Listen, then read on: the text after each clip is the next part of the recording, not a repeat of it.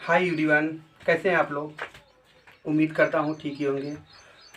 सातवां लेक्चर आज आप लोग को फिजिक्स क्लास का, क्लास 12 के फिजिक्स क्लास का फर्स्ट चैप्टर का लेक्चर नंबर 7 आज बनाने जा रहे हैं। आज आप लोग को बना के इसको देंगे। जैसा कि इसके पहले देखा जाए कि 6 लेक्चर तक हो चुका हुआ था। काफ़ी दिन बाद वीडियो बन रहा है, कुछ प्रॉब्लम की वजह से वीडियो नहीं बन पा रहा था। आज 7वां लेक्चर आप लोग का वीडियो मिलेगा। जहाँ तक कि 6 लेक्चर में हम लोग वैद्युत क्षेत्र तक पढ़े हुए थे। वैद्युत क्षेत्र किसी बिंदु आवेश के कारण वैद्युत क्षेत्र की तीव्रता, ये फार्मूला प्रूफ हो चुका हुआ था, बट उस पर न्यूमेरिकल नहीं लगवाए हुए थे। आप लोग को यदि किसी न्यूमेरिकल में प्रॉब्लम हो तो हमें कमेंट बॉक्स में जरूर लिख दीजिए, क्वेश्चन जरूर पुटअप कर लीजिएगा, या फिर टेलीग्राम एम एकेडमी भदोही के नाम से टेलीग्राम चैनल पर आप लोग सेंड कर दिए क्वेश्चन को। हम उसे सॉल्व करके just next video YouTube video में जरूर से बताएंगे। अभी एक लड़के ने पूछे हुए थे, अभी ध्यान आया हमें, कूलाम के नियम की सीमाएं पूछे हुए थे। कोशिश करेंगे नेक्स्ट वीडियो में या फिर इसी में अगर समय मिलेगा। जहाँ तक टॉपिक आज हमारा है, टारगेट है कंप्लीट होने के बाद अगर समय निकल पा रहा है, मिल पा रहा है, बच रहा है समय, तो हम उसको जरूर बताएंगे, कूलाम के नियम की सीमाएं। तो आप लोग की भी कोई यदि प्रॉब्लम हो तो आप कमेंट बॉक्स में जरूर भेजिए अपनी परेशानी को, हम जरूर उसको सॉल्व करेंगे। ओके, तो आइए अब सबसे पहले क्वेश्चन पर अपने चलते हैं। हम लोग वैद्युत क्षेत्र की तीव्रता पढ़े हुए थे, उसके बेस पर एक कुछ न्यूमेरिकल लगा लेते हैं। पहले देखते हैं वैद्युत क्षेत्र तीव्रता न्यूमेरिकल क्या बनता है, कैसे बनता है।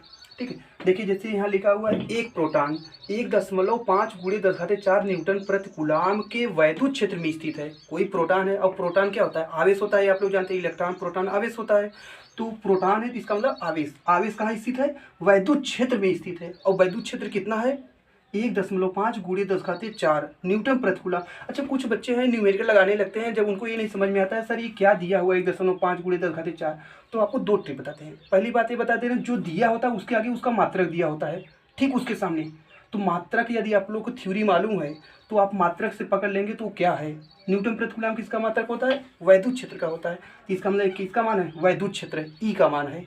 और फिर या तो फिर नहीं पकड़ पाए, दूसरा ये है आप लोग को पकड़ने की आइडिया बता दे रहे हैं ट्रिक, कि जस्ट उसके आगे लिखा भी रहता है। क्या चीज़ है वो, देखिए लिखा है 1.5 × 10⁴ न्यूटन प्रति कूलाम के वैद्युत क्षेत्र में स्थित है। प्रोटॉन कहाँ स्थित है, इतने के वैद्युत क्षेत्र में स्थित है, वैद्युत क्षेत्र में स्थित है। इसका मतलब क्या है, वैद्युत क्षेत्र है। ठीक, तो दिया क्या क्या है, पहले सॉल्यूशन हम लोग का क्या हो जाएगा, अगर सॉल्यूशन देखें तो क्या हो जाएगा, ई इक्वल टू कितना दिया हुआ है, 1.5 × 10⁴ न्यूटन प्रति कूलाम। ओके, आपको वैद्युत क्षेत्र दे दिया। फिर क्या लिखा है, जो प्रोटॉन वैद्युत क्षेत्र में स्थित है, इतने के वैद्युत क्षेत्र में, उस पर कितना बल लग रहा है। आप लोग अभी सोचिए, अगर थ्योरी हम पढ़ाए हुए थे इसके पहले, जब कोई भी आवेश वैद्युत क्षेत्र में स्थित रहेगा, वैद्युत क्षेत्र में कोई भी आवेश है या कोई भी चालक पदार्थ गया, तो उस पर बल जरूर लगेगा, उस पर बल जरूर लगेगा। यहाँ क्या आ गया, प्रोटॉन स्थित है वैद्युत क्षेत्र में, तो प्रोटॉन पर बल लगेगा। कितना बल लगेगा उसके लिए फार्मूला क्या होता है, ई बराबर या F/Q, वैद्युत क्षेत्र का ही फार्मूला। वैद्युत क्षेत्र में कोई आवेश, कोई चालक पदार्थ स्थित है तो उस पर बल लगेगा। उस बल को ज्ञात करने के लिए वैद्युत क्षेत्र की तीव्रता का फार्मूला लगेगा। ध्यान दीजिएगा आप लोग, क्या होता है, E = F/Q0। Q0 मतलब परीक्षण आवेश। परीक्षण आवेश यहाँ क्या है, वैद्युत क्षेत्र में जो आवेश स्थित रहेगा कौन है, प्रोटॉन। तो प्रोटॉन पर कितना आवेश होता है, यहाँ लिख दे रहे हैं Q मतलब आवेश, Q मतलब आवेश, चार्ज किसका है, प्रोटॉन। P सफिक्स में लिख दे रहे हैं। QP इक्वल टू कितना होता है, 1.6 × 10⁻⁻19 कूलम। एक प्रोटॉन पे इतना आवेश होता है। ओके, ये वैल्यू आपको मालूम हो गया। तो अब क्या करेंगे, यहाँ हम परीक्षण आवेश को QP लिख दें, क्योंकि प्रोटॉन परीक्षण आवेश का काम कर रहा है। QP लिख दें या Q0 लिखेंगे, कोई दिक्कत नहीं। Q सफिक्स में P लिखे हुए हैं। ओके, अब कहेंगे बल ज्ञात करना है, तो F इक्वल टू कितना होगा, क्रॉस मल्टीप्लीकेशन करेंगे E × Q, QP या Q0 जो भी लिख दीजिए आप, कोई दिक्कत नहीं। E का वैल्यू होता है 1.5 × 10⁴ इंटू Q को वैल्यू होता है 1.6 × 10⁻19 कूलम। मल्टीपल करेंगे कितना आएगा, सबसे पहले मल्टीप्लाई करने। देखिए इसमें बायोलॉजी और मैथ दोनों के स्टूडेंट ये हमारे वीडियो ये देख रहे हो तो ध्यान दीजिएगा। मैथ वाले तो सॉल्व कर लेंगे थोड़ा फास्ट, बायोलॉजी वाले के लिए ट्रिक है कि जो दशमलव को गुणा करना थोड़ा उन लोग को प्रॉब्लम हो जाता है। प्रॉब्लम क्या हो जाती है, गुणा करने में दिक्कत होती है। सर 1.5 1.6 गुणा करेंगे कितना आएगा, दशमलव कैसे गुणा होगा। तो हम सबसे पहले ये बता दे रहे हैं, गुणा करते समय आप लोग दशमलव को ध्यान मत दिया करिए। तो ध्यान नहीं देंगे, अगर दशमलव ध्यान नहीं देंगे कितना पड़ेगा, इसे 15 और इसे 16। तो 15 में 16 गुणा करेंगे कितना आएगा, 16 85, 16 धाम 160, मतलब कितना आएगा 240। अगर दशमलव ध्यान न दिया जाए तो। अब क्या हुआ, गुणा करने के बाद दशमलव कितने डिजिट पर था उसको ध्यान दीजिए। एक डिजिट यहाँ, एक डिजिट यहाँ, 2 डिजिट 2 अंक पर है, उसके बाद 2 अंक पर दशमलव लगा दीजिए, 2.4। ओके, ऐसे गुणा किया करिए, इंटू 10 टू पावर कितना होगा 4 माइनस 19 कितना हो जाएगा 4 माइनस 19 -15, इतना आ गया आपका आंसर। इतना बल लगेगा, इतना न्यूटन का बल लगेगा किस पर, जो आवेश वैद्युत क्षेत्र में स्थित है। ओके, इसे आप लोग इसे इंसर्ट करिए, जल्दी करिए। अब नेक्स्ट टॉपिक इसके बाद चलते हैं। हम लोग का नेक्स्ट टॉपिक है, अब क्या है नेक्स्ट टॉपिक, आवेशित वलय के कारण वैद्युत क्षेत्र की तीव्रता। सबसे पहले आर्टिकल को हम लोग समझते हैं, आर्टिकल क्या है। जो आवेशित वलय मतलब क्या होता है, आवेशित वलय, वलय मतलब रिंग, वृत्त, जैसे चूड़ी हुआ, कंगन हुआ, इसे क्या कहेंगे वलय कहते हैं, गोला नहीं। कुछ लोग कहते हैं रिंग क्या, चूड़ी क्या होता है, गोलाकार, गोलाकार होता है। फुटबॉल क्या हुआ था फिर, देखिए गोला और वृत्त में अंतर है। जैसे चूड़ी हुआ, कंगन हुआ, इसे वृत्त कहते हैं, और जो फुटबॉल होता है जैसे गेंद हुआ, फुटबॉल हुआ, ये सब क्या हुआ, गोला, इसे कहते हैं। तो वलय मतलब गोला नहीं, रिंग होता है, रिंग मतलब वृत्त, ठीक, जैसे चूड़ी कंगन। तो वो क्या है, आवेशित, आवेशित मतलब उस पर आवेश है।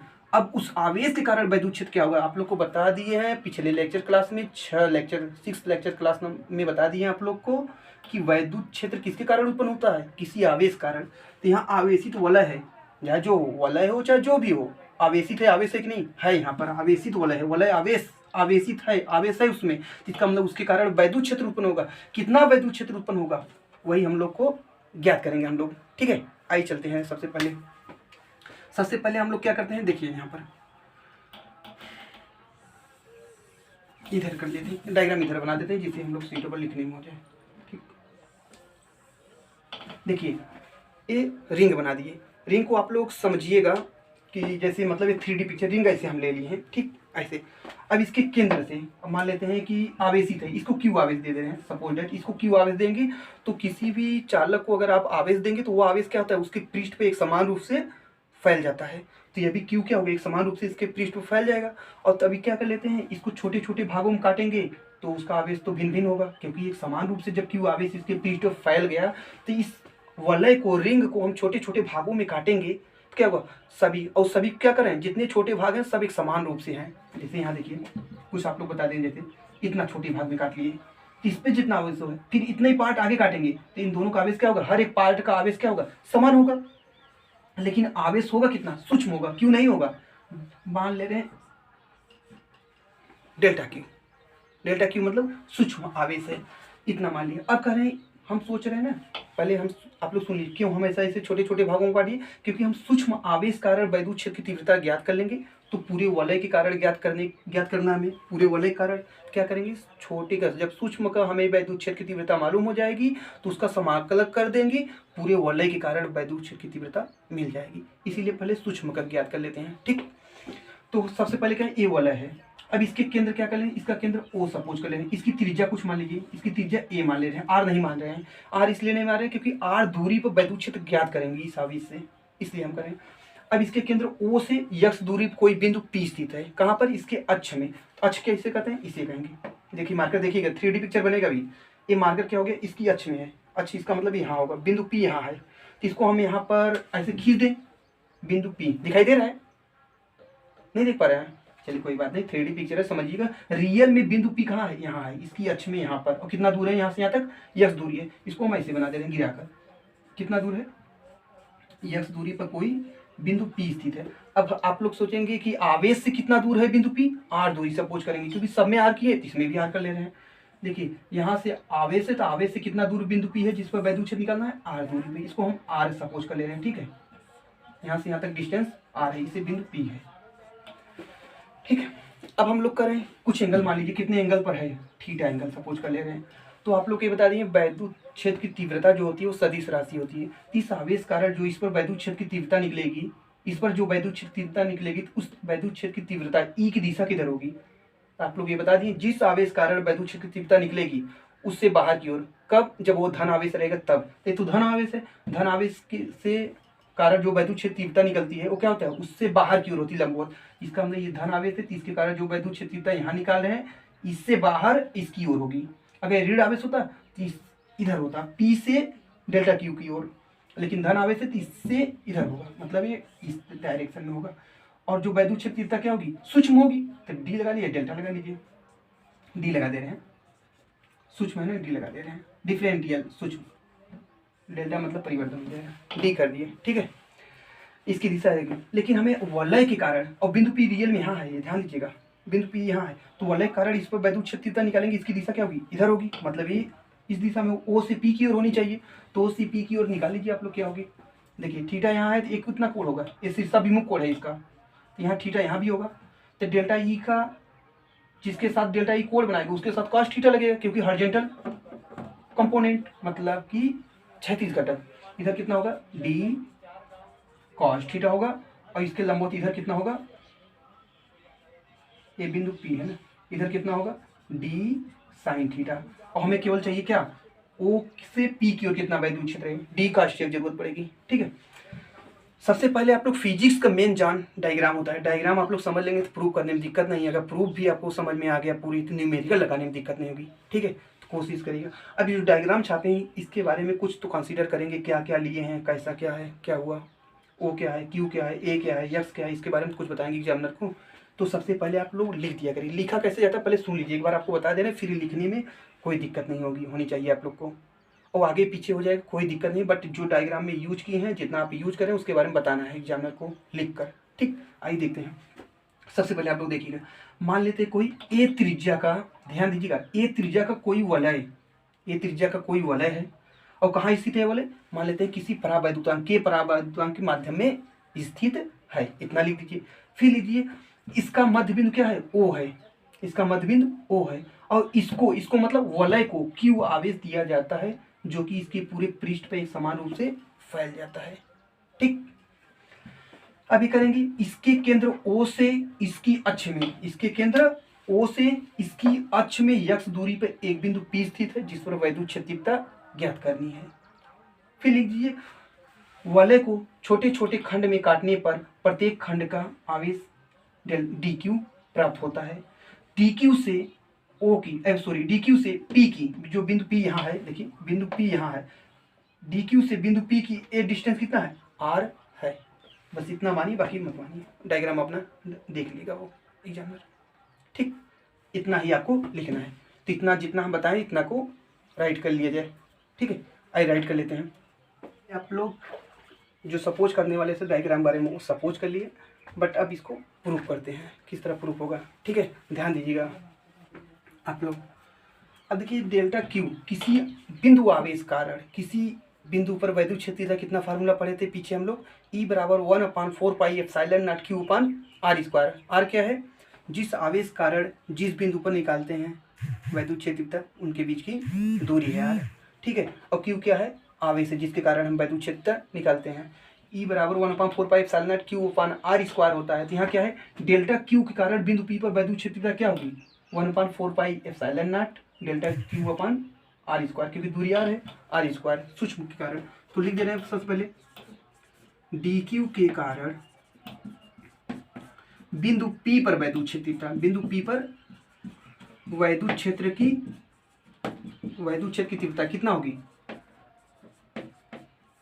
ई। देखिए सूक्ष्म है इसलिए यहाँ भी डी लगा दे रहे हैं, डी बराबर कितना हो जाएगा, इधर लगा दे रहे हैं आप लोग को काम कर, डी बराबर क्या हो जाएगा 1/4 पाई एप्सिलॉन नॉट, और के परावैद्युतांक के माध्यम में के लगा लीजिए, निर्वात रहेगा तो क्या होगा, के का मान 1 हो जाएगा, जिसके कारण निकल रहा है डी क्यू कारण निकल रहा था क्यू था, डी क्यू कारण निकल रहा है यहाँ पर डी क्यू रहेगा। अब डी क्यू से बिंदु पी की दूरी कितना है, आर है, तो आर स्क्वायर हो जाएगा, ये फार्मूला मिला था।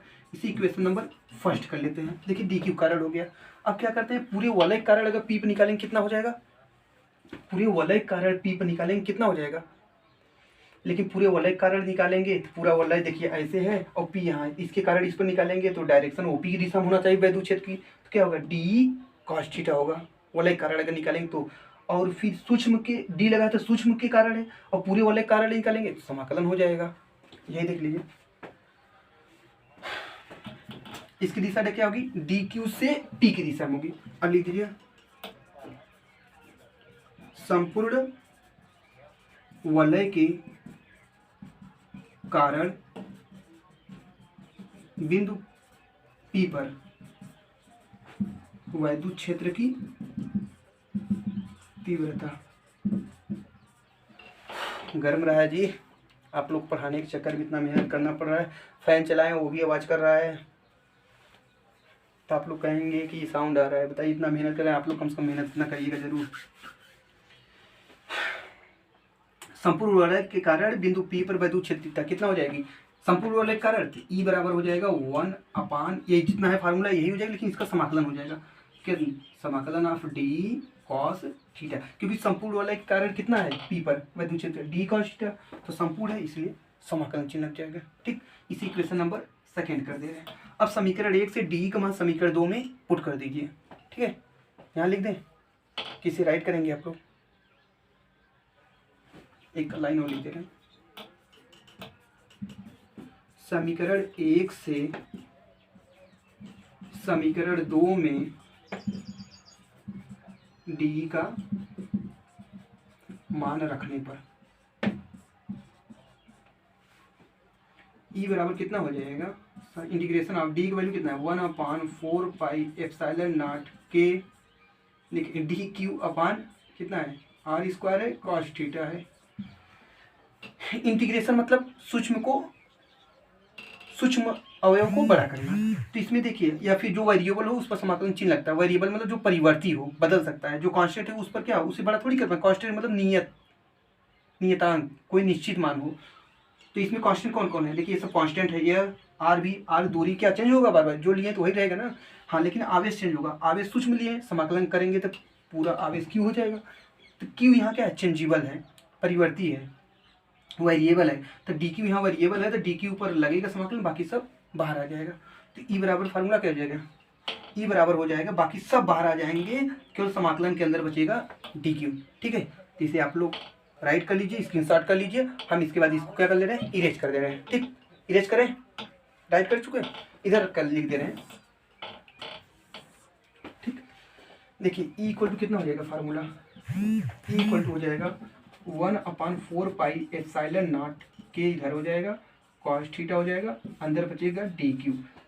देखिए जब डी क्यू को समाकलन होगा कितना? आर स्क्वायर नहीं लिखी क्या, सॉरी, आर स्क्वायर 1/4πε0 के cos theta upon R square. D Q को समाकलन होगा क्या? डी क्यू मतलब सूक्ष्म, समाकलन करेंगे तो पूरा आवेश हो जाएगा। पूरा आवेश कितना है? क्यू।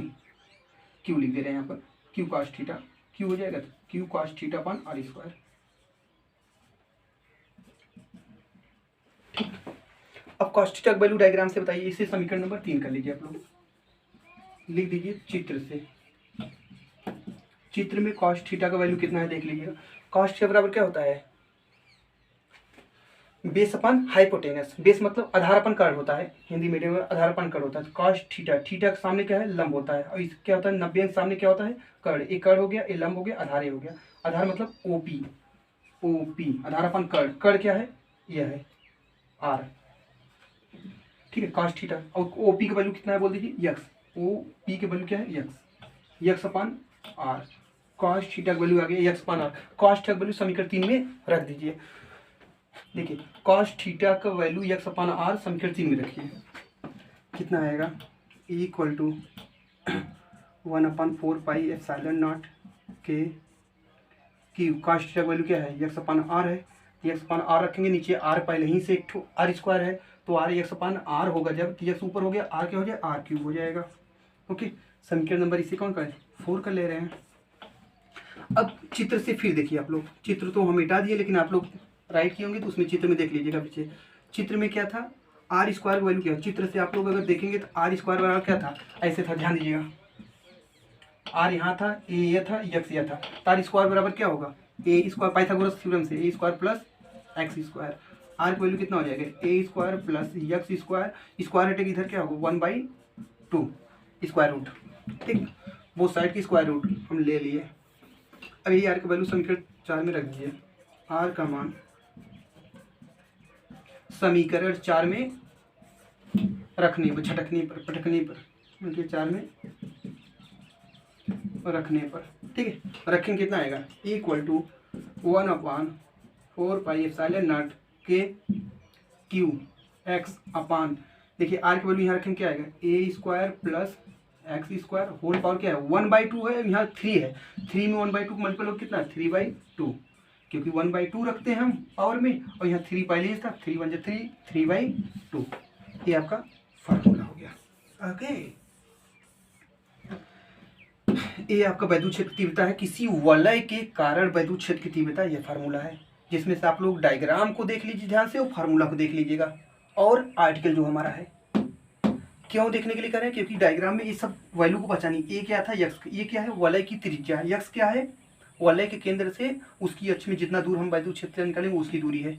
ध्यान दीजिएगा न्यूमेरिकल, क्योंकि आपको लगाने के लिए इसकी बहुत ज़रूरत इसलिए पड़ेगी कि न्यूमेरिकल में जो दूरी दिया रहेगा, दूरी को किसी लिखेंगे, कोई ए से लिखे, कोई आर से लिखे, कोई यक्स लिखेगा, तो कैसे मालूम वो आर है कि यक्स है कि ए है? लेकिन केंद्र से जो दूरी उसमें दिया रहेगा उसे यक्स हम सपोज करके लगाए हैं, क्वेश्चन में सॉल्व किए हैं डेरिवेशन को, उसे यक्स सपोज करके लगाए हुए हैं। तो आप इसका मतलब केंद्र से जो दूरी दिया रहेगा, जिस बिंदु पर निकालना है उनके बीच की दूरी यक्स से सपोज करेंगे हम। त्रिज्या जो रहेगा उसे हम ये सपोज करेंगे, जिससे हम लोग का न्यूमेरिकल सॉल्व हो जाएगा। ओके, राइट कर लीजिए। अब कुछ इसमें विशेष कंडीशन बताने जा रहे हैं, ठीक है। इतना आप लोग राइट कर लीजिए, स्क्रीनशॉट कर लीजिए और लर्न कर लीजिए, रिवीजन कर लीजिए। चलते हैं इसके आगे पॉइंट पर, ठीक है। आइए अब चलते हैं इसके बाद। लेकिन इसमें देख लीजिए कि जो निर्वात के लिए फार्मूला होगा, अगर निर्वात के लिए थोड़ा इसके नीचे एक लाइन और राइट कर लीजिएगा आप लोग। निर्वात के लिए जो फार्मूला होगा क्या होगा? E बराबर 1/4πε0 के केवल निर्वात के लिए क्या हो जाएगा? निर्वात के लिए के बराबर क्या होता है? 1। तो E बराबर फार्मूला आपका क्या हो जाएगा? 1/4πε0 QX/A² plus x² whole power 3/2। Same वही रहेगा, के का वैल्यू 1 हो जाएगा। यहाँ तक हम लोग राइट कर लिए। उसके बाद विशेष स्थितियाँ कंडीशन इसमें आती है। विशेष स्थितियाँ अगर चलेंगे हम लोग तो पहला पॉइंट ये आ जाता है, देखिएगा ध्यान से। डायग्राम को हम मिटा दिए, फिर भी देखिएगा। ओ यहाँ था, x दूरी ये थी, बिंदु P यहाँ था और DQ यहाँ था, ये R दूरी थी, यह A था। ये तो बिंदु P को हम केंद्र पर रख देंगे। जो वलय ऐसे लिए थे हम, ऐसे नहीं था वलय, रियल में ऐसे था पूरा, देखा जाए।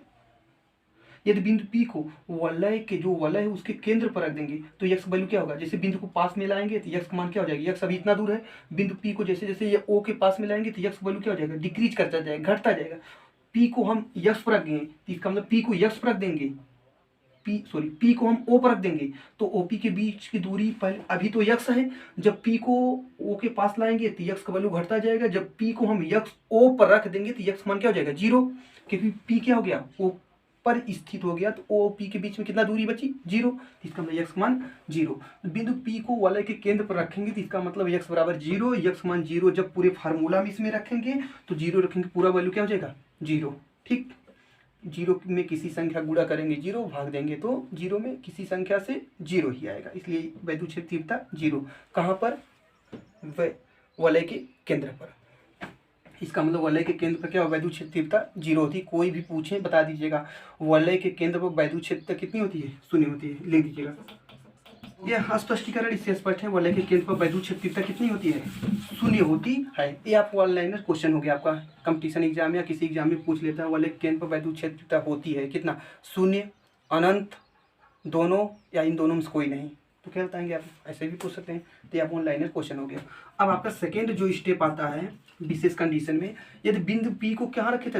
अभी पहले कंडीशन रख दिए, केंद्र पर रख दिए थे। अब क्या करें? केंद्र से अधिक दूर, मतलब अनंत दूर। अभी 0 पॉइंट पर रखे थे, 0 डिस्टेंस पर, अब अनंत डिस्टेंस पर रखते हैं। यदि बिंदु P को कहाँ पर रखेंगे? वलय से बहुत अधिक दूरी पर रखा जाए तो।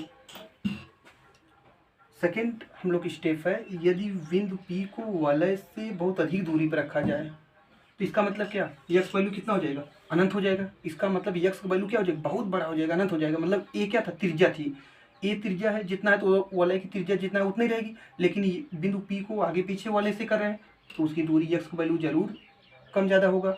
तो P को वलय से बहुत दूर रखेंगे तो यक्स का वैल्यू क्या हो गया? बहुत बड़ा हो गया। और ये क्या है? नियत है। इसका मतलब ए की तुलना में यक्स क्या हो गया? बहुत बड़ा हो गया, जिसे हम कह सकते हैं, अर्थात यक्स क्या हो गया? बहुत बड़ा हो गया। किससे? ए की तुलना में। तो हम लोग क्या कर सकते हैं? यक्स स्क्वायर की तुलना में ए स्क्वायर क्या हो गया? ए छोटा था, किसी भी सूक्ष्म अंक का आप लोग वर्ग करेंगे, घन करेंगे, क्या हो जाएगा? वो और छोटा होता जाएगा। सूक्ष्म अंक मतलब जैसे पॉइंटिंग में कोई डिजिट है, पॉइंटिंग में अगर कोई संख्या आपके पास है, उसका अगर वर्ग करिए, घन करेंगे, जितना घात करते जाएंगे उतना वो छोटा होता चला जाएगा। तो यक्स छोटा है, इसका अगर वर्ग करेंगे तो और छोटा हो जाएगा। इसका मतलब यक्स स्क्वायर की तुलना में, यक्स स्क्वायर की तुलना में ए स्क्वायर को नगण्य करने पर नगण्य करेंगे तो कितना होगा, नगण्य करने पर ई बराबर कितना मिल जाएगा आपको 1/4 पाई एप्सिलॉन नॉट कितना क्यू एक्स मतलब ए स्क्वायर को छोड़ दी, नगण्य कर दी क्योंकि बहुत सूक्ष्म हो गया, लगभग जीरो हो गया। कितना फार्मूला था ए स्क्वायर प्लस एक्स स्क्वायर, ए स्क्वायर को नगण्य करेंगे बचेगा एक्स स्क्वायर होल पावर क्या था 3/2। अब देखिए एक्स स्क्वायर के भी घात में 3/2 है, घात के घात अगर होता है तो उसका क्या होता है गुणा होता है। 3/2 में 2 गुणा करेंगे क्या होगा 2 2 कैंसिल हो जाए एक्स क्यूब बचेगा। ई बराबर 1/4 पाई एप्सिलॉन नॉट कितना आएगा क्यू अपान एक्स स्क्वायर स्क्वायर कट गया एक्स क्यूब, ऊपर क्या है एक्स तो है ठीक है, स्क्वायर स्क्वायर कट गया 2 2 कट गया 3 बचा। ये आपका फार्मूला हो गया, जैसे स्क्वायर स्क्वायर से कट गया एक्स क्यूब आ गया, एक्स एक्स से कटेगा तो एक्स स्क्वायर आ गया ठीक है। ये इतना आपका फार्मूला आ गया। अब इसका स्पष्टीकरण क्या होगा, देखिए ये फार्मूला किस तरह मिला है, जैसे किसी बिंदु आवेश के कारण किसी बिंदु पर वैद्युत क्षेत्र का फार्मूला क्या था आर स्क्वायर यहाँ था क्यू अपन आर स्क्वायर।